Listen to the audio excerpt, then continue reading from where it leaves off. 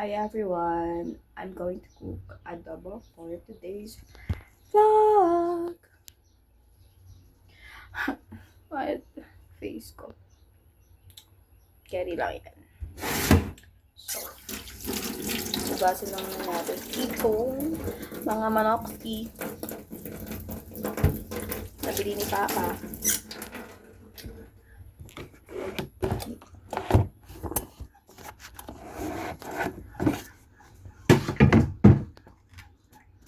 So, tapos natin yung camera natin. Kasi bakit?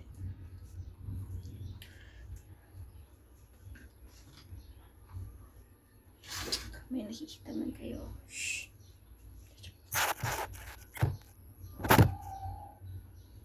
So, i-ready nyo tong sibuyas, bawang, ayan. Tapos, nokma.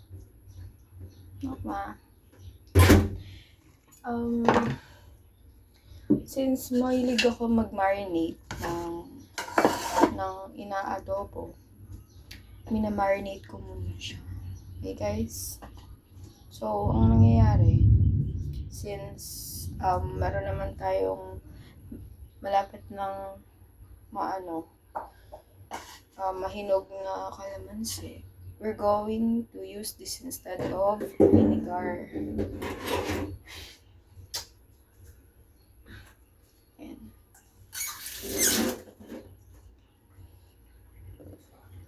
Anyway, ayan. Let's prepare this. Wait, pupuyod lang ako.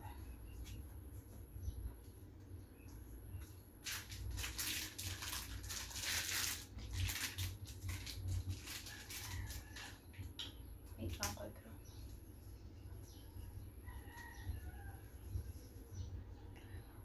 Pagluluto tayo, kailangan clear yung ating face and dapat tayong hair.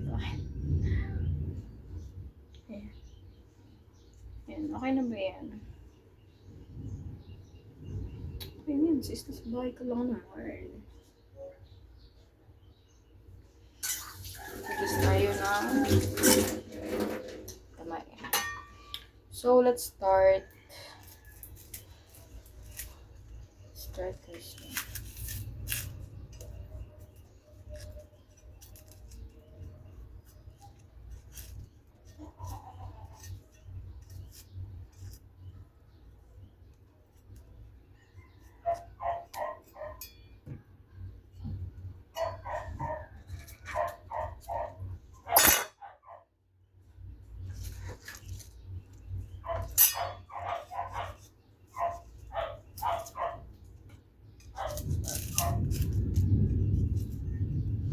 Mas masarap kasi guys na marami yung sibuyas. Siyempre,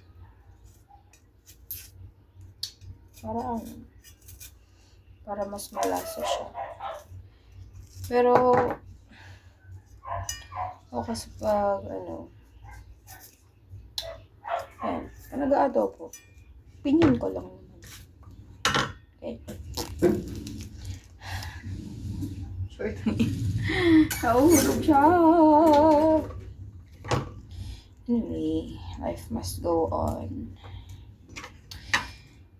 Recently, super happy ko kasi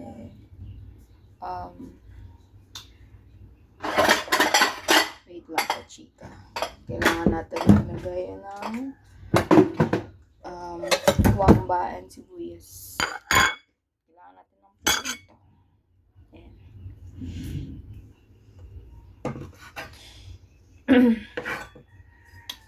Nung nakaraan, kwento ko lang. When I was working, pinalita sa akin ni mama na nakapasa ako ng civil service exam, which is really unexpected because grabe, kung tutuusin 2 days prior before mag-exam ako nakapag-review kasi never akong nabigyan ng chance para mag-review mag-review, mag-leave sa work at mag-review. Because marami kaming ginagawa and baguhan pa naman din na. So, yun. At the same time din, nung nagpaalam ako, hindi ako pinayag. Parang tinake ko lang siya as challenge and sinamahan ko ng prayers na sabi ko, ayun, if hindi sa akin, sana, umayon din sa akin sa sunod if hindi mag-work ngayon, yung about sa civil service. And grabe yung anxiety ko that time kasi nga, syempre, first time ko mag-try ng CSE, ng civil service, and balita ko talagang nahihirapan yung mga nag-take. And yun. To cut the story short, buti na lang. Ayan, tapos na tayo sa dalawa nating sibuyas. To cut the story short, tinig ko na yung opportunity. Nag-leave ako sa work para mag-apply for civil service na.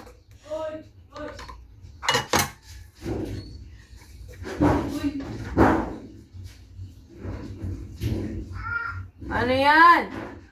Yung kapit ka din mo.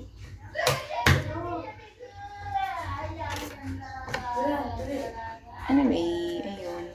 Yung application is 500 pesos. And, as a working daughter, syempre, hindi natin iaasa yung mga kailangan natin sa magulang natin. Yan. So, pagdating ko doon, ang dami kong nakausap, yung mga first takers, yung mga retakers, yung iba, 4-3 beses na sila nagtitake. And yung iba din, nakita nila yung mga passing scores nila. I mean, yung mga scores pala nila, 79 point something daw. 79%, which is, yun nga, ang passing score kasi sa civil service is 80%. Now, doon, kinabahan ako syempre. Pero, I never thought na, ayun, na ang dami kong matututunan sa mga tao na yun while we are on the line. And yun. Actually, 2 months yon before the exam. Natawa nga ako sa sarili ko kasi sabi ko mag-review ako. Ano nangyari? Natulog lang ako. Natulog kasi super pagod din ako sa work. Tapos, ayun, I followed Team Laika. Very thankful ako dyan kay Coach kasi, ayun, never siyang naging, tawag dito. Tawag dyan. Basta yun. Never niya tinago yung knowledge niya about everything. Literal na everything. So, magmamarinate na tayo ng ating manok. Iiwain muna natin siya, guys. Yan, kasi buo-buo pa siya. So, upon, we're talking about the day after the application process, half day hapon, pumasok pa ako ng work. Tapos gabi, yun nga, nag-video reviews ako, nag-self-review ako, and natatempt talaga ako na kumuha ng mga binibenta online ng mga reviewers, yung mga booklets, baga. Yun, kasi, siyempre, By the way, pinasahan ako ng best friend ko sa G Drive, pero never ko siyang binuksan. Never ko siyang, sorry talaga. Sorry, April. Ayan. Tapos ayun,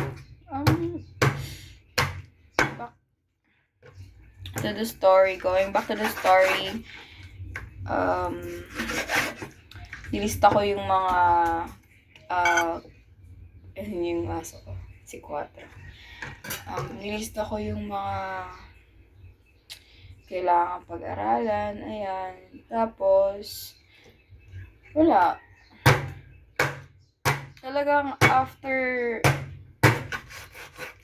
as in, sa isang notebook na binili ko, 2 page lang yung nasulatan ko ng that time. Yun yung after ng application. Tapos, after nun, hindi na nasundan. So, yung exam is March 3 ba or March 2? Yeah, it's March 3. Tapos, nakapag-review lang ako, nakapag-isip-isip lang ako mag-review March 1 and 2 na gabi. Kasi nga, may work kami that time. May work pa kami noon nung Sunday kasi sa inventory and handling ako and ayun. Kailangan namin pumasok ng Sunday para sa cycle count. I don't know guys. Basta yun yung field of work ko. Tapos, yun. Sabi nila, di ka daw dapat nag-review for any exam before the day. Okay? Para ma-relax yung utak mo and para ma-relax ang utak mo. Tapos, pero for me, for my opinion, kung hindi ka pinapatulog ng anxiety mo and hindi ka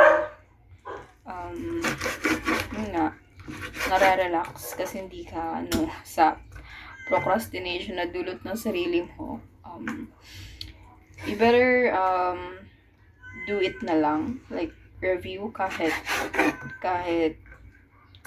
hindi ka sumusunod sa advices ng ibang tao. Yun. So I decided na mag-review ulit, mag-rush.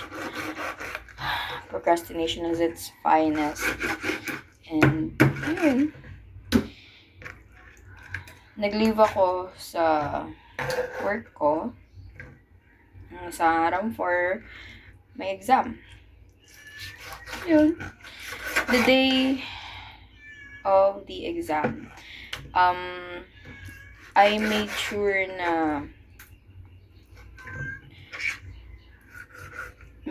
ko na hindi ako magiging late sa exam proper, sa day ng exam. Kasi, magiging hassle talaga yun for you if magpapalit ka. Kasi, hindi ka lang naman kasi uupo doon, mag-exam, may application or registration ka pang gagawin. Okay?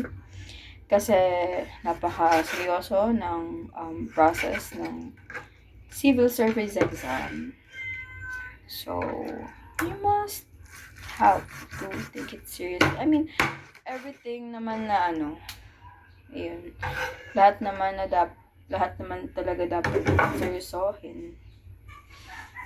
Pag mga about sa exams or processes, ayan, kahit mag-apply ng trabaho or anything else. Anyway, going back to the story, hinatid ako ni Papa sa exam. Pero before that, nagpa 7-Eleven muna ako kasi bumili ako ng mineral and biscuit kasi during exam nabasa ko doon. By the way guys, super duper halaga na nagbabasa ka ng manual. Lalo na yung ina-upload yung mga files. Ayan. Binabasa dapat yun. Okay? Don't be lazy about it kasi tawag dito, you might regret it after kasi hindi mo binasa. Okay? Actually, may mga na-encounter ako niyan na ay, oo nga pala, nung nakalagay dun sa ganito, ganyan.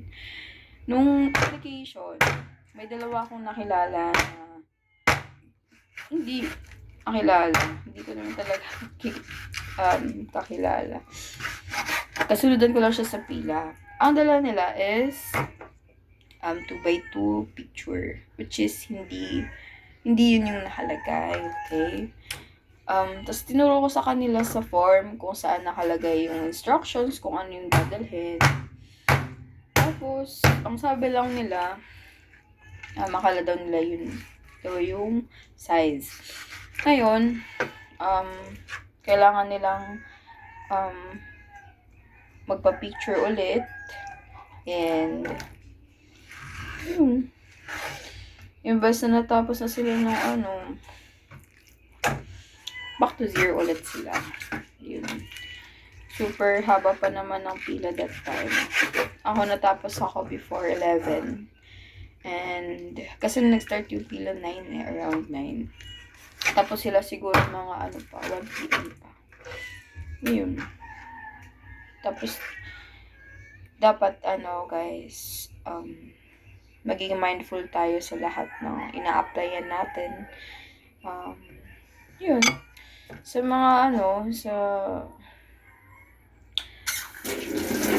as a lady or girl na may dalawang job na, nakadalawang job na ako sa 23 years of experience ko. It's really important for us to know everything, okay? Everything about job description, what do you call this? Yung mga basics, like, yung mga about sa company, yan, konting tips lang. And, if gusto nyo na ang trabaho, huwag kayong maarte sa trabaho. Kasi, yun, trabaho yung aalisin. Okay? So, tapos na tayo sa pag-chop na itong adobohin natin na manok. Yan, hugas ulit. Oh, shit. Wait lang, guys.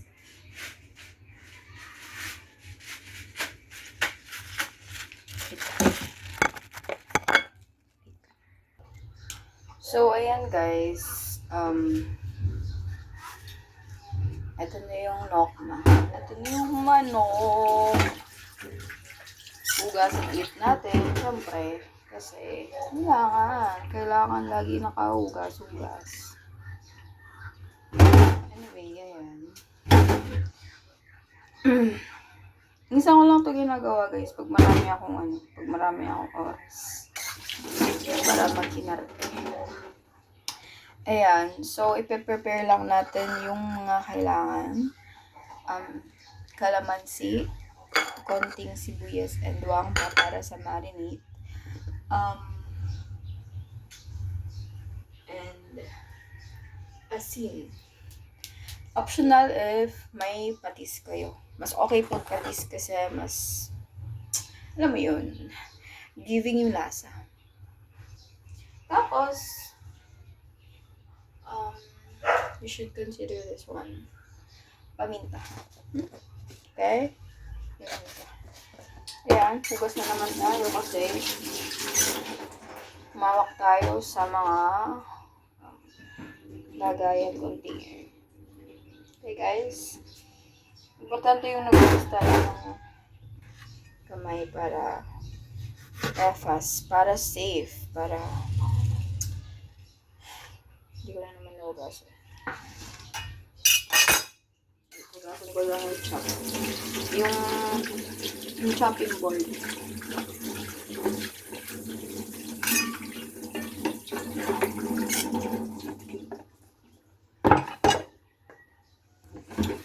Ayun, kwento ulit. Kwento ulit tayo, guys. So, since, ayan, diba, naka-apply na and all. Tapos, ngayon, exam proper. 30 minutes before the exam, mga 6:30, bumiyahe na kami ni Papa ng 6:20. Kasi pag minotor, medyo malapit lang siya. Ayan. Ay, hindi. I think 6:10. O, 6:10 kasi nakapag 7-Eleven pa ako that time. Ngayon, pagpunta ko dun sa, sa mismong school, hindi ako familiar kasi, siya, actually, isa siya sa mga dream school ko nung hindi pa ako nagka-college. Kaso, ang nangyari, sa katangahan ko, imbes na passport size ang nadala ko, same with ate, na nakapila ko doon, is 2x2 picture ang nadala ko. Passport size dapat yung, yung dapat dinala ko sa exam ng incoming college entrance test ng CBS UA. Ngayon, ayan, di ako nakapag-exam. Tapos, yun. Ngayon, going back to the story. Yung kakilala ko, tinanong ko if saan yung building. So, tinuro niya naman. Pero, tanong-tanong pa ako, syempre, kasi minsan talaga natatanga din tayo. Ayan. Nung una, tinry kong sundan yung chat sa akin ng friend ko kung saan yung building na yun. Kaso talaga nawala ako sis. Nawala ang ate niya. So yun, buti na lang may naka-standby na mga students na naka-uniform na pang CAT. Ayan. Tapos tinuro na sa akin yung building. Tapos, ang katangahan to, sa room 20 dapat ako. Pag kakita ko sa mga coupon ban, ganun, pumasok agad ako. Tapos sabi ng facilitator doon, room 17. Tapos I was about to sit down. Kaso, na-realize ko, room 20 pala ako. Sabi ko, sorry po, hindi po. Ayan. After ng kalamansi, wait lang. Paminta. So, yun. Naghanap ako ng room 20 kasi dun ako. Yun. Lutong talaga ako nun, guys. Na dapat, di ba, hanapin mo na yung pangalan, gano'n. Sorry na. Kinakabahan lang that time. Ngayon, adi syempre na-register na ako. Feeling ko that time, like super lucky ko na kasi my room was room number 20 and my chair is room number 20 din. Sabi ko, Lord, if this is a sign, please guide me. Ayan. Tapos, ayun, happy lang. Kasi, wala, yung nervous eh. At wang ba, konting sibuyas para sa pag-marinate, guys. Okay? Tapos, yun.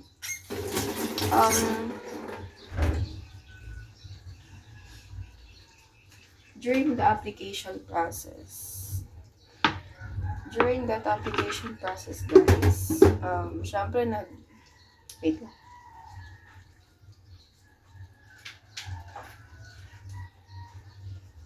Naubos na kasi yung ako, Datu, si Mother, Silver.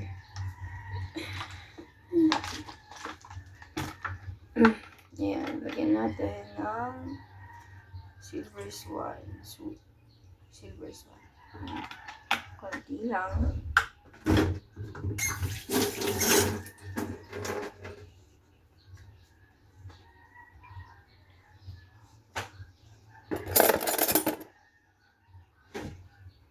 siya, guys. Kung makikita nyo, parang ano siya, parang maputla lang. Pero kasi, doon natin siya ititimpla sa mismong kawali. Okay? Ayan. Actually, dapat i-marinate ko to ng 30 minutes. Kaso, paggabi na. So, hindi na. Ayan. Exam proper. Wait lang. Prepare ko lang yung kawali, okay? Diyan ko muna, guys. Ayan. So, tanggalin natin itong excess na. Gagamit lang tayo ng... Malinis naman itong kawali, guys. So, there's no need to worry about it. Yung kawali natin, guys.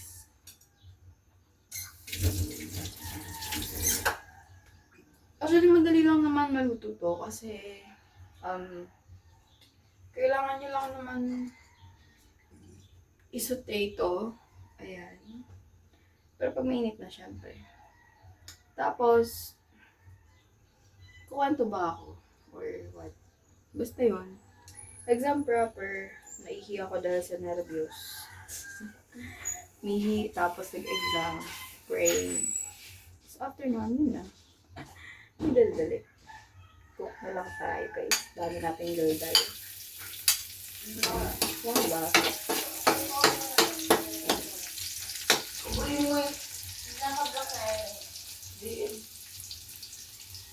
Yan ako. Yan ako. Di. Taro di.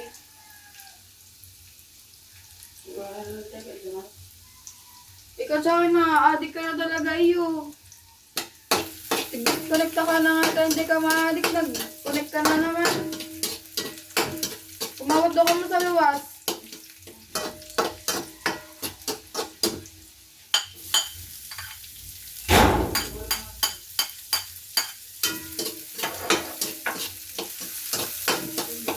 Ayan, saute lang natin. Ayan. Saute. Just saute everything.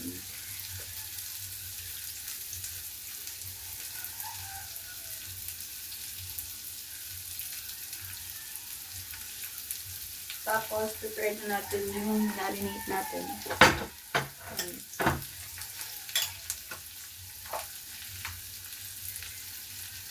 Ano naman, guys?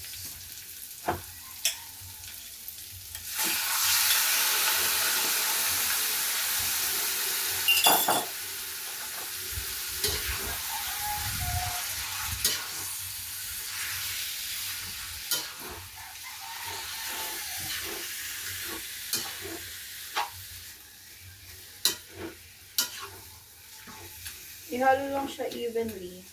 Then, ayan. Ayan lang for, I think, yan tapad. Hayaan lang siya, guys, ng, sorry lang ako. Mag-estimate lang ako. Pero once kasi na mag-juicy siya, tapos, kumapit na yung soy sauce sa balat, haluin. I think it's about 20 minutes. Ayan. So, babalik tayo ng 20 minutes.